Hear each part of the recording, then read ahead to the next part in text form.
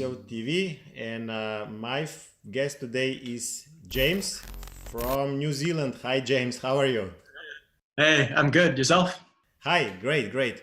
So we're gonna discuss the project that you work on, which is called WRIO, and to describe it short, WRIO is WRIO Internet Operating System is a decentralized semantic web platform for next generation Web 3.0 browsing. So, reading your materials, you are naming the current browsers 2.0, and WRIO is about 3.0. How? Why? What do you mean? Okay, so um, if you can imagine, like Web 1.0 was basically like the original web. It was, lists of pages that had URLs to other pages. It was kind of almost like a directory kind of thing.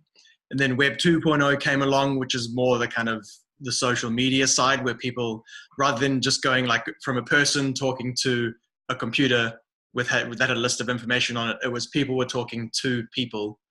You had kind of social collaboration and those kinds of things. Web 3.0 is that kind of person-to-person communication. Now you can have the same thing from computer to computer or computer to person. It's basically allowing Web 3.0 is a way of describing the content on the internet in a way that machines can understand it as well as humans can. Mm-hmm. And you're using semantic. Can you explain me how does it work? Yeah, so a semantic web is so the founder of the World Wide Web, Tim Berners-Lee, he basically said the future of the web, the ultimate kind of utopia of it is the semantic web, where the way the information is structured and labeled, like I just mentioned, gives you that content that gives the computers using it the ability to understand what the information is. So semantic web is a way of framing the metadata online so that machines know what they're looking at. They understand not just that the keyword matches another keyword, but that this block of information is about a specific thing. And it can go from, you can have the metadata for a whole paragraph to say, this paragraph is about, is about sports. Or you can have it like, you can have this sentence, this particular sentence within that paragraph is about Ronaldo, and then you can have specific, so you can kind of go down into like individual words can have metadata on them depending on kind of the level of complexity and the scale that you want to go within that. I read in your materials that Web 3.0 is semantics plus blockchain plus smart contracts. Yeah. So the way the way our platform works is, you've got the Web 3.0. We want to integrate that with blockchain in a way that allows you to store your own personal information in a distributed way. It records how all the different pages link to each other in a way that lets them access information from each other without needing to go to a central source for them. And smart contracts can be used because everything, these transactions are recorded on the blockchain as a way to facilitate anything, whether that's passing information or whether that's, passing tokens or paying for premium services or whatever that needs to be. Mm-hmm. And WRIO is, as you call it, browser-driven operating system. What do you mean by that? So it's browser-driven because everything is essentially in the cloud. You don't actually need to download and install programs or apps when you need to use them because if you're trying to do a specific function or a specific task and there's an app that lets you do it, the browser, rather than going, hey, you want to work out this maths equation, you need to download the calculator app, it'll just go and fetch a calculator app and do the equation for you and spit out the answer. So it's a browser because yeah, you're essentially like using the internet as your computer. Can you say that this is the next generation of the user experience? I mean, if this is so that actually you can access to whatever apps or dapps via browser, so you don't need to download, then the capacity of the devices can be much lower. Yeah, that's that's a key part, a key point there. You know, you don't need an incredibly powerful computer to run complex tasks because that stuff is all done in the cloud. It's really useful for, you know, like people that are, you know, what's the word, like impoverished people and that kind of thing that may have, you know, like they don't have much, but they have a cell phone. That'll be enough for them to do a lot more than they would need to if the cell phone was old and they, you know, couldn't handle the latest updates or whatever browser they're on. So it's really kind of opening the world up, the online world up to yeah, any kind of device, including IoT and that kind of thing. So. But as far as I know, you're also building your own device that can be used in the future. But for now, all existing devices can use your solution. Yeah, that's the idea. Like, because it's browser based. Yeah, you just if you use it like a browser at the moment, and you might want in the future a physical device which is like a thin client, which has, you know, could be made from an Arduino or Raspberry Pi or something, and it's like the minimal version that just needs an internet connection and maybe something to plug a screen and a keyboard into, and then yeah, and you go on. that's all you need. And the WRIO is PaaS, platform as a service. So actually, you're an open source platform that works, as you said, as a browser as well as an operating system. But in the future, developers are welcome to come with their own, maybe specific targeted solutions in terms of browsers and apps, dApps, and so on. Can you explain? Yeah. So. Yeah, so you can kind of think of it as like the like a Google Play style platform where people can come and build their own apps on this platform and then launch those. You know, if they wanted to have their own token or like, you know, their own like DICO is like a decentralized ICO, they can build all of that and, you know, on the platform and launch it on the platform. And then because it's all within the same ecosystem, there's that synergy that we were talking about before where, you know, if you wanted to, like the calculator thing, if you wanted to use the calculator, if you wanted to use a function that a particular app did, it's there and it can just pull it in and do that function. Cool. You're building your platform on the top of the Ethereum blockchain. Yeah. Yes. My question would be, given that this is really big, you know, big data, and did you discuss about the capacity of the Ethereum blockchain? Is it capable today of, you know, supporting this kind of activity? Yeah. So I think the key there is the personal information that you have about yourself, like, you know, your personal kind of ID that you can access from anywhere. That could be stored because it's, you know, it's metadata. It's reasonably small. Websites and all that kind of thing, if they were going to go on there, because again, it's James, just to ask you, this metadata actually is stored on the blockchain, but can go and take the data from any source, can be centralized server or whatever. Yeah.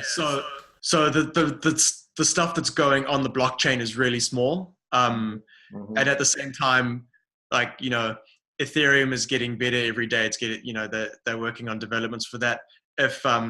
If we had to move to, you know, like one of the other blockchains with higher transaction rates or all that kind of thing, that, you know, that's just, you know, that's just a matter of working out where you need to go and making those changes. You know, it's like if a company changed the accounting system that they were going to use, that doesn't fundamentally change the company. It's just a matter of, you know, what that underlying platform is and the steps you need to take to move if you ever need to move. So I don't think it's going to be any significant issue.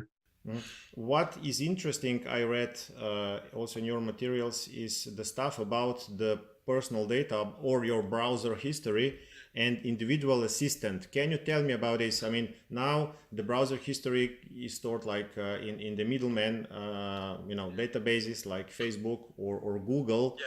But with WRIO, this data is not, it doesn't belong to them anymore. I mean, they don't see it. And then you're talking about individual assistant. Is it interconnected, these two things? Yeah, so the key is, you don't need to have an account on Facebook so they can have a copy of all your information that they own, and then another account on Google so they can control all your information there, and then another account on, I don't know, like a shopping website and somewhere else. Mm-hmm. You have all of that information belongs to you and you own it. So when, when you want to access some information that is on one of these sites, your personal assistant, browser, whatever you want to call it, can go there and go, okay, well, I'm here representing James to pull this information out and then present it back to me. Mm-hmm. So Cool. yeah, so essentially it's owned by you. You control what information goes out to who and for what reason. Mm-hmm. As we discussed before the interview, I really think that this is the future. The future interaction will be user, the personal assistant in the name of whatever or whoever it will be. Can be Siri or can be another project like ICO. I think it's really promising project. It's on my channel as well. And then a smart web, as WRIO represents. So this combination of the new, let's say, solutions in the ecosystem will really bring new user experience and much faster, better, efficient results by the end of the day. Tell me, what is also interesting, and I read, is the future development of your web. So as we discussed, Web 3.0 in reality is a new web, already being used by some entities, and big companies are launching these similar kind of solutions, and there are like a couple of thousands already websites, if we can call it, on the Web 3.0. But essentially, Web 3.0 is going to be built from the scratch. And how long do you think it can take in order that Web 3.0 can become really, more than decent replacement for what we have today? Well, I think the evolution to Web 3.0 is inevitable. It's already happening now. There's already a lot of sites that are doing it. As I said, like the founder of the World Wide Web even said, this is the future of where it's going to go. Mm-hmm. So our approach isn't to compete with Web 2.0 services. This is kind of like a whole end-to-end upgrade that'll help move that Web 2.0 into this new format for any content creators that make websites or dApps on the platform. It'll be already Web 3.0 compatible. Mm-hmm. And yeah, as I said, there's no need to change existing content. You can kind of, we're already supporting over 1,800 domains that the browser can understand already as Web 3.0. The semantic data, as anyone makes changes, will grow and evolve, and it's just gonna kind of.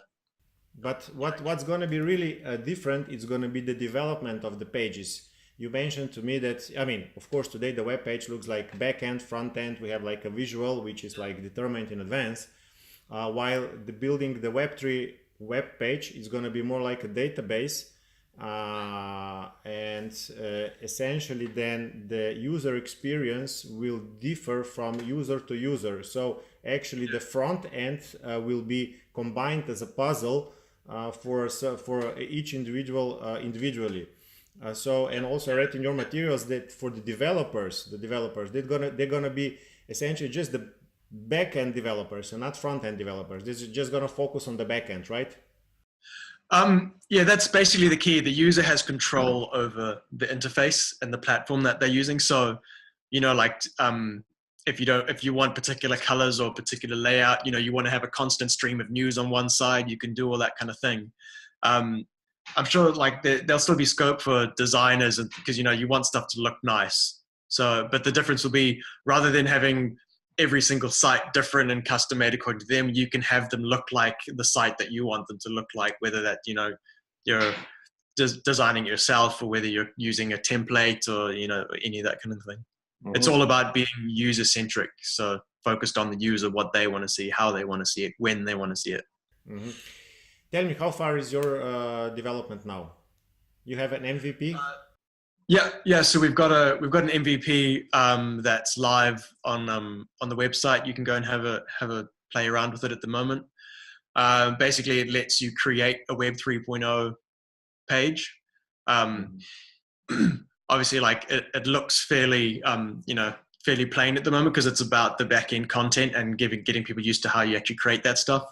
There are some videos on there that kind of show you like what what it could look like in the future, and like Alexi's got a video where he's kind of done his own, because he's the expert at this stuff. He already built that kind of stuff. Uh-huh. So yeah, the MVP's there. It's up for people to use.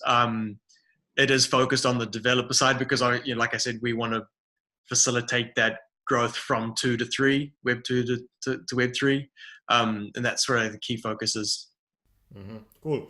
Tell me about your team. How many people work on the project? Where are you from? Okay, so it's an open source project. So at any time, we could have up to kind of 30 people making contributions. You can go see the GitHub and see who's been doing what there. The absolute core team, I guess that, like I was saying when we were talking offline before, there's probably about 6 of us that are involved in like the day-to-day putting together all the stuff for the ICO, making sure, getting the content and the white paper and all of that kind of stuff. But like I said, it's a much bigger team when you include all the actual contributors. Cool. By the way, channel has like a couple of thousand people on it or something. So, there's a lot of people. Yeah, you involved. mentioned GitHub. I, by the way, checked your GitHub repository, and the project is live almost a year or so. So anyone can see the history there. Cool. Tell me about the role of your token, which is called how? Web Gold. Web Gold. Web Gold. Good name. Yeah.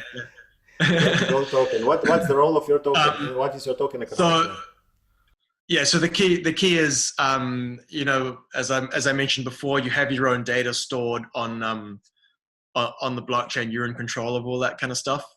The token is basically, it allows the facilitation of things like if you want to access exclusive content, or if you want premium products and services, you can do that. It's for if there's dApps that require in-app installation costs, not installation, like costs to buy them and that kind of thing, it's doing that. The key is it's basically it's structured in a way that the Web Gold is basically proof of the value of the platform, because everything that we raise is going to be backed by Ethereum held in a smart contract. So there's always going to be a set amount of value, and then as the platform grows and more people use it, it kind of it expands from there. Mm-hmm. Cool. Tell me about the ICO, about the timings and the hard cap and soft cap, if you have. Okay. So our ICO is actually a bit different to others. So I recommend, if anyone's interested, like probably the best place, if you go on the website, there's a picture that kind of describes it quite well. It's actually, how it works is the Ethereum that's raised goes into a smart contract that is going to be a buyback fund, and essentially, as soon as a soft cap is reached, we're actually going to open up the buyback fund. So at any point, people can actually, they can sell their Web Gold back, and so there's no being trapped into an ICO where people don't do anything. There's no, there's no exit scam, any of that kind of stuff. Because like I said, we believe in everything being open and people having safety and security over what they're doing. Mm-hmm. How it works is we've kind of got, we've got the pre-sale round. We've already had a bit of like early stage funding, which we used to build the MVP. And then round 1 kind of has, a certain bonus. Round 2 has a smaller bonus, as most other ones go. And what is the hard cap? The difference is, so the difference is there's no end date in terms of like, at this point we're just going to shut it off and stop, because the flow of tokens can go whenever it wants, and any ETH that's put into that smart contract is actually held in that smart contract until web gold is delivered back into it. So from that sort of like, basically as soon as we hit our soft cap, it's essentially going to be live and tradable. And then, when we get like the second round, that's when we're going to enable Bancor support to kind of improve, make sure there's definite liquidity there. So yeah, it's definitely, we've tried to make it as open and flexible as possible for people. So there's no kind of being trapped for months waiting for extension. And what is soft cap? You mentioned if we reach soft cap, what is the soft cap? So the soft cap, we're trying to raise 20 million web gold, which is 1,000 Ethereum. And the hard cap? And the hard cap is 15,000. Okay. Ethereum. Yeah. Cool. Then I have the question here. I'm on your website, and the first phrase that I can read, and I'd like to ask you, what kind of apps or dApps do you have in mind? So it's written on your website: join the second dozen of registered applications that will use our platform to develop and sell their services. The first 50 apps will be listed for free with the premium package. Submit your amazing 3.0 app. What kind of apps do you see here? Browsers or web pages, or what do you consider as an app? Yeah, so an app is basically anything that performs a specific function. So that could be, maybe you want to have some kind of shopping platform on there that runs on the blockchain. Maybe you want to have some kind of ranking system for articles. It's really like anything that is a piece of software or a particular function at the moment, you can build into it. You can build your own specific tool that does that. That Cool. activity. And obviously we'll have the framework to make it easy for the developers to build this kind of stuff. Okay, great. So WRIO will bring a new browser experience. Probably, maybe will change even the need for the devices or more complex devices as we know today, and will set a certain set of algorithms for the machines in order to be able to read maybe more like a humans the information that they can find. Great. Tell me, what is WRIO in 3 years from now or 5 years from now? Okay, so I guess we have the MVP already, and we want to make sure that the future of Web 3.0 is happening. It's all going to be like moving ahead. I would say in 3 years from now, we would like to be responsible for having delivered a distributed and secure Web 3.0. What that means is basically, you can access pretty much any information you want using Web 3.0 websites. That includes, any kind of peer-to-peer network services. That includes any like kind of social media or online content from that kind of aspect. So we really want to be able to go kind of the full hog into that, if you will. And does it mean that all people in 5 years gonna use Web 3.0 services? Yeah, whether they use our distributed blockchain system, or whether they use something else, I think most people will definitely be using Web 3.0. I mean, people are using it now and not even noticing.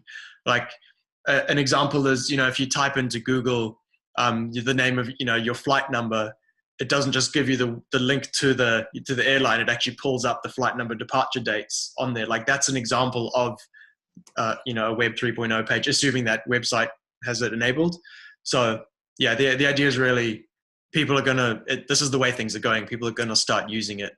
We're here to help facilitate that movement, make the people that are using it get used to the idea of Web 3.0, helping developers launch Web 3.0 dApps, you know, and making sure that whatever direction it heads in, we don't want you know, any of these large corporations kind of doing it and controlling the message. We want to make sure that people can hold their own data, they're in control of that kind of thing. It's censor proof and block proof and all that kind of, you know, have all of those elements as well. Mm-hmm. Cool. And I'm not sure if we mentioned during the interview, but you mentioned me offline.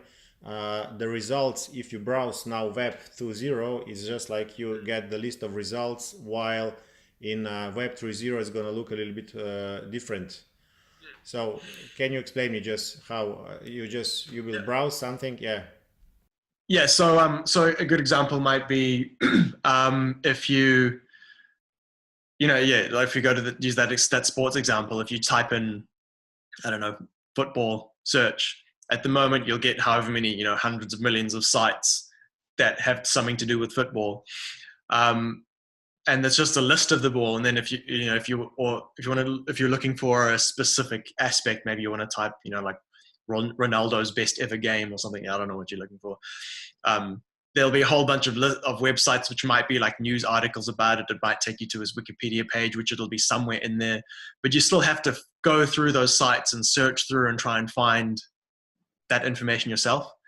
The Web 3.0 version is you type in, you know, what kind of shoes does I don't know, what kind of shoes does The Rock like to wear? I don't know, whatever you want, you know.